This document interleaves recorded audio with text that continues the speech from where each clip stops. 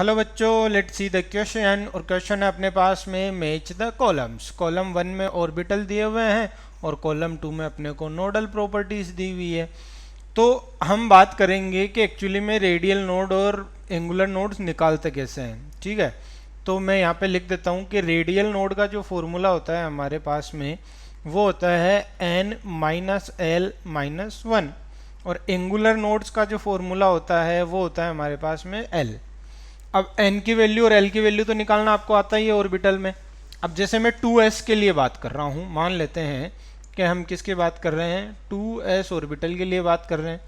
तो radial node कितना हो जाएगा, उसमें n की वैल्यू क्या है 2, l की वैल्यू कितनी है s के लिए 0 minus one which is equals to 1, और एंगुलर नोड्स कितने हैं उसमें, एंगुलर नोड्स हैं 0।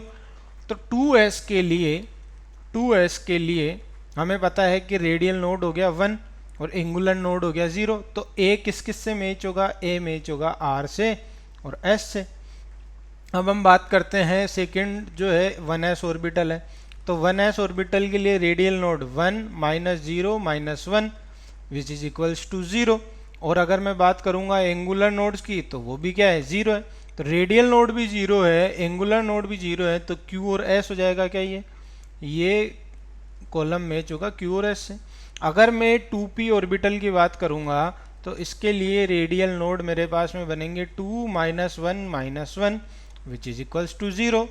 और एंगुलर नोड्स क्या बन जाएंगे, एंगुलर नोड बनेगा 1। रेडियल नोड 0 है, ये रहा रेडियल नोड 0। एंगुलर नोड 1 है, एंगुलर नोड 1 है, तो p q बन जाएगा क्या इसके साथ में, ये बनेगा p और q। और अगर हमारे पास में थर्ड ऑर्बिटल है 3p, तो उसके लिए रेडियल नोड आएगा मेरे पास में 3 minus one which is equals to 1, और एंगुलर नोड भी आएगा 1, r और p। तो 3p कॉलम मैच होगा r से और p से। ठीक है, तो I hope you understood it very well, best of luck.